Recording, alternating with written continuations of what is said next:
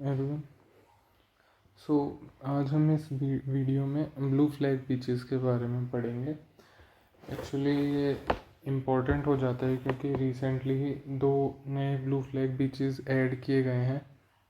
सो उसकी वजह से पहले अपन पूरा बेसिक जान लेते हैं कि ब्लू फ्लैग बीचेस होते क्या हैं, कौन इनको देता है, कितने हैं, एंड हम उसकी फिर मैप। सो ये आप स्निपेट देख सकते हैं। ये 26 अक्टूबर 2022 को पोस्ट किया गया था PIB के ऊपर। एंड इसके ऊपर इन्होंने फाइनली कह दिया कि अब हमारे पास 12 न्यू ब्लू फ्लैग बीचेस हो गए हैं। वो 2 जो नए ब्लू फ्लैग बीचेस हैं उनका नाम मैं आपको बता देता हूँ। एक है मिनिकॉय में थुंडी बीच, एंड दूसरा है कदमत बीच। दोनों लक्षद्वीप आइलैंड्स पे ही हैं।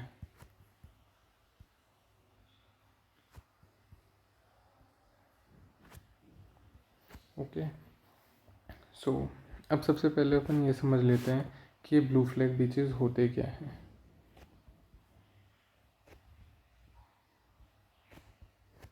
ठीक है, तो सबसे पहले क्या है, तो ये जो ब्लू फ्लैग है ये एक एनुअल सर्टिफिकेशन है।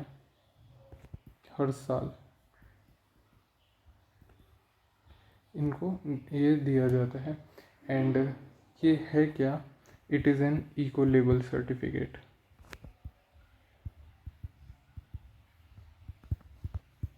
इको लेबल सर्टिफिकेट क्यों?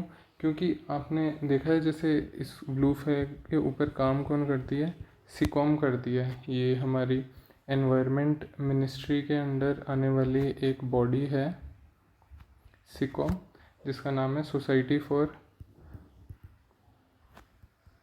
Integrated coastal management. So actually इस सिकॉम के हमारे जो पर्सन है तो उन्होंने हमको बताया था कि ब्लू फ्लैग बीच बनने की कंडीशंस क्या होती है। तो उसकी जो कंडीशन थी ना वो यही थी कि सबसे पहले तो था कि वो प्लास्टिक फ्री होना चाहिए वो बीच। सेकंड कंडीशन ये थी कि वहाँ पे वाटर मैनेजमेंट सिस्टम होना चाहिए। वाटर मैनेजमेंट सिस्टम वहाँ पे होना चाहिए एंड वहाँ पे क्लीन वाटर अवेलेबल होना चाहिए for tourists. And international amenities जो भी हैं हमारे को जो एडिशनल एमिनिटीज़ की ज़रूरत होती है कहीं पे सर्वाइवल के, दैट काइंड ऑफ बाथरूम्स वगैरह, या फिर और भी जिस इस टाइप से रिलेटेड चीज़ें होती हैं, तो ये इंटरनेशनल एमिनिटीज़ ये सब भी मिलनी चाहिए। एंड यहाँ पे कुछ ऐसी फैसिलिटीज़ भी अवेलेबल होनी चाहिए जो कि हम स्टडी के लिए यूज़ करें। Environmental impact around the area. तो ये सारी जब कंडीशन फुलफ़िल हो जाती है ना तो उस बीच को ब्लू फ्लैग सर्टिफिकेट देते हैं, ऐसा सिकॉम का कहना है। एंड सिकॉम एक इन्वायरमेंट मिनिस्ट्री के अंडर बॉडी आती है। सो ये होता है basically blue flag beach. It is an annual certification and ये है इको लेबल सर्टिफिकेट है। इको लेबल किस चीज़ को दर्शाता है, ये वाली कंडीशन है। ये सारी कंडीशनें होती दर्शा रही हैं कि यस हाँ वो इको फ्रेंडली बीच है। अब ये मिलता किस किस को है, मतलब किस टाइप की वाटर बॉडीज़ को ये मिल जाएगा, तो ये बीचेस को मिल जाएगा, ये मैरीना को मिल जाएगा, एंड ये सस्टेनेबल बोटिंग टूरिज्म ऑपरेटर। ये 3 चीज़ें हैं, इनको ब्लू फ्लैग सर्टिफिकेट दिया जाता है। अभी हम सिर्फ ब्लू फ्लैग सर्टिफिकेट की बात कर रहे हैं कि ये किस किस को मिल जाएगा। तो ये बीचेस को भी मिल सकता है, मैरिनर्स को भी मिल सकता है, सस्टेनेबल बोटिंग ऑपरेटर्स को भी मिल सकता है। एंड अब हम पूछेंगे ये मैरिनर्स क्या होते हैं। तो फिर मेरीना जनरली जो भी हम ऐसी स्मॉल वाटर बॉडीज़ होती हैं, जैसे कि जो छोटे एरिया में ही कन्फाइंड वाटर बॉडीज़ हो सकती हैं, डॉक्स भी हो सकते हैं, या फिर एक हार्बर हो सकता है जहाँ पे शिप्स वगैरह रुकती है, जहाँ पे मतलब बोटिंग वगैरह के काम के लिए या फिर इस वाले काम के लिए बनी है, बट ये स्मॉल एरिया की वाटर बॉडी होती है जनरली मैरीना। तो इन सबको हम ब्लू फ्लैग सर्टिफिकेट मतलब इनको ब्लू फ्लैग सर्टिफिकेट मिल सकता है। अब फर्स्ट है कि ये स्टार्ट कब हुआ था, तो ये 1985 फ्रांस के अंदर स्टार्ट हुआ था। ओके, एंड ये एक्चुअली 1985 से 2001 तक सिर्फ यूरोप में ही मिल रहा था, मतलब यूरोप के ही बीचेस को मिल रहा था। एंड फर्स्ट टाइम में 2001 के बाद आफ्टरवर्ड्स ये यूरोप के बाहर भी कंट्रीज़ को मिलने लग गया था, दूसरे कॉन्टिनेंट्स में भी मिलने लग गया था। नाउ अगला क्वेश्चन है कि इसे देता कौन है, तो इसे देता है एक डेनमार्क बेस्ड फाउंडेशन, बेस्ड है ये फाउंडेशन फॉर एनवायरमेंट एजुकेशन, फी इसका शॉर्ट टर्म है। सो ये इस सर्टिफिकेट को देते हैं बेसिकली। एंड अब ये जो इनके क्राइटेरिया जो थे ब्लू फ्लैग इस बॉडी के जो थे, आई मीन जो हमारी फाउंडेशन फॉर एनवायरनमेंट फाउंडेशन ये लोग देते हैं, तो इनके अंदर है ना ये 33 पैरामीटर्स हैं। ऊपर वाली जो कंडीशन मैंने आपको बताई थी ये एक्चुअली द हिंदू के एक आर्टिकल में आई थी जब वो ब्लू फ्लैग बीचेस के ऊपर आया था। तो ये उसके अंदर इंडिया का स्टैंड था कि हमारे जो सीकॉम से जो पर्सन है उन्होंने ये बताया था कि इंडिया में हम ये कंडीशंस को मानते हैं। तो ये वाली बात मैंने द हिंदू से ली थी। बट ऑफिशियली देखा जाए तो ये जो ये फाउंडेशन है ये एक्चुअल में 33 पैरामीटर्स को यूज़ करता है ब्लू फ्लैग बीच के सर्टिफिकेट को देने के लिए। एंड इनके भी 4 ही क्राइटेरियाज हैं बेसिकली, वो ब्रॉडर वे में 4 क्राइटेरियाज में वो क्लासीफाई कर देते हैं कि वहाँ की वाटर क्वालिटी कैसी है, सेकंड वहाँ का एनवायरनमेंट मैनेजमेंट कैसा है, तीसरा एनवायरमेंटल एजुकेशन, एंड फोर्थ है सेफ्टी। एंड लगभग यही कंडीशन यहाँ पे मैंने भी आपको मतलब हमारे इंडिया में भी माना था दैट प्लास्टिक फ्री होना चाहिए एंड वाटर मैनेजमेंट सिस्टम वहाँ पे होना चाहिए, वहाँ क्लीन वाटर होना चाहिए, यानी कि ये वाटर क्वालिटी के अंदर आ जाएगा। ये एनवायरनमेंट एजुकेशन के लिए मैंने बताया था कि वहाँ पे फैसिलिटी होनी चाहिए for studying environmental impact, education amenities होनी चाहिए। सो ये बेसिक 4 क्राइटेरियाज हैं, इनको आप ज़रूर याद रखिएगा कि वहाँ पे water quality, environment management, education and safety, ये 4 फैक्टर्स, ये 4 क्राइटेरियाज हैं ब्रॉडर वे में, जिसके बेसिस पे ये एनवायरमेंट वो ये ऑर्गेनाइजेशन ये सर्टिफिकेट को देती है। अब कौन लोग हैं जो इसको देते हैं, तो कुछ ज्यूरी होती है, जूरी यानी कि एक वो जजेस का एक पैनल टाइप्स का। एक्चुअली ये जजेस का पैनल नहीं होता, जब भी कोई जजमेंट होता है तो कुछ लोग अपॉइंट किए जाते हैं, उन सब का डिसीज़न के बेसिस पे ही कोई डिसीज़न देता है, जनरली उन्हें जूरी बोलते हैं। सो इस केस में कि कोई बीच ब्लू फ्लैग बीच में आएगा या नहीं आएगा उसके लिए कौन कौन जूरी है, तो आप याद रखिए कि इसके अंदर जो अवार्ड करते हैं उसके अंदर 4 मेंबर्स ज़रूर होते हैं, 4 ऑर्गेनाइजेशन से मेंबर्स होते हैं, मतलब बेसिकली ये 4 ऑर्गेनाइजेशन ही मिलके इस अवार्ड को देती हैं। सबसे पहले UNEP, united nations environment programme, second है UNWTO, ये है UN वर्ल्ड टूरिज्म ऑर्गेनाइजेशन, वो सिर्फ WTO है जो वर्ल्ड ट्रेड ऑर्गेनाइजेशन, ये UNWTO है। TO है world tourism organisation, UN world tourism organisation. And fee, इसके बारे में अभी अभी हमने पढ़ लिया ही है, foundation for environment education. And fourth है IUCN, international union for conservation of nature. अब एक फैक्ट है ये कि स्पेन के अंदर highest number of blue flag beaches हैं, 729 बीचेस हैं स्पेन के अंदर। अब हम पढ़ेंगे इंडिया के ब्लू फ्लैग बीचेस।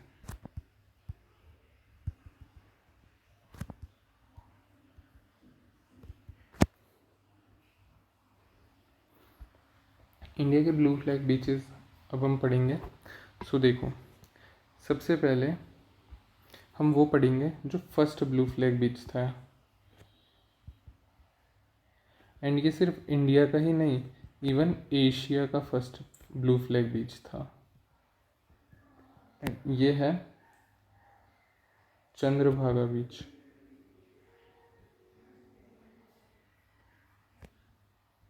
चंद्रभागा बीच ओडिशा के अंदर है, इसे गोल्डन बीच भी बोलते हैं। ठीक है, तो गोल्डन बीच जो है ये यहाँ पे कहीं है, यहाँ पे है हमारा गोल्डन बीच। एंड ये इंडिया एंड एशिया का फर्स्ट ब्लू फ्लैग बीच था। उसके बाद थिंक मैं इसको मिटा देता हूँ, यहाँ पे मैपिंग के लिए काम आएगा ये। जो सेकंड ब्लू फ्लैग बीच था ये यहाँ गुजरात में कहीं था, यहाँ पे। एंड तीसरा भी गुजरात के ही अंदर था। सो इसका नाम था शिवराजपुर बीच।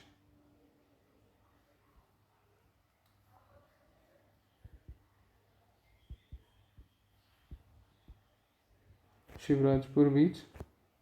एंड सेकंड है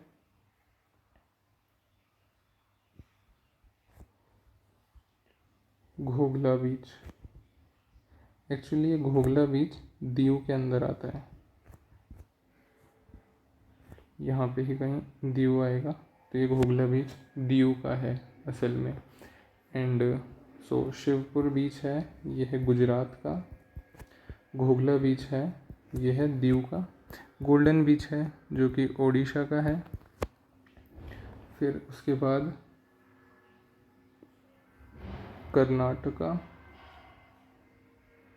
कर्नाटका में यहाँ पे है कासरकोड बीच। कासरकोड। एंड कर्नाटका में ही उससे नीचे एक बीच है जिसका नाम है पडुबिद्री बीच। ये दोनों कर्नाटका में है।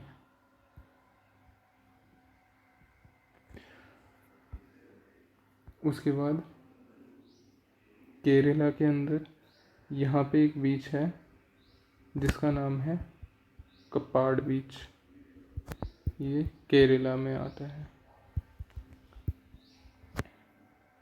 ओके, सो हमने पहला गोल्डन बीच देख लिया ओडिशा का, सेकंड शिवराजपुर बीच देख लिया गुजरात का, घोघला बीच, फोर्थ कसरकोड, फिफ्थ पाडुबिद्री बीच, सिक्स्थ कप्पाड बीच। उसके बाद यहाँ साउथ में आता है कोवलम, जो कि तमिलनाडु का बीच है।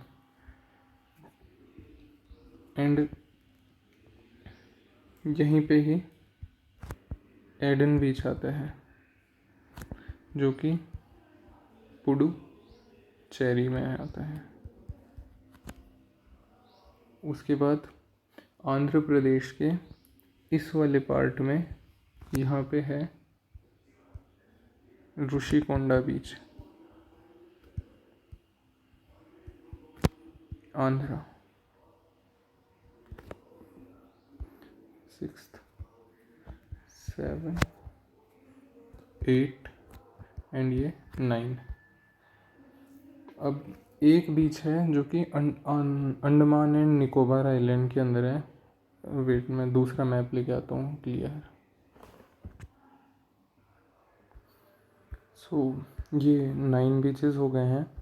10th हम अब अंडमान एंड निकोबार में पढ़ेंगे।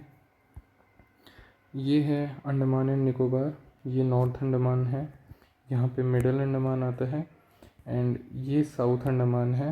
एंड साउथ अंडमान के सामने ये वाला आइलैंड ग्रुप है, ये इसी की ही जूम्ड आउट पिक्चर है। सो हम देखो यहाँ पे ये वाला जो लैंडमास है ये है। इसी को अब स्वराज द्वीप हमने नाम चेंज कर दिया है, स्वराज द्वीप। सो स्वराज द्वीप में ये वाला पार्ट ये है राधानगर बीच।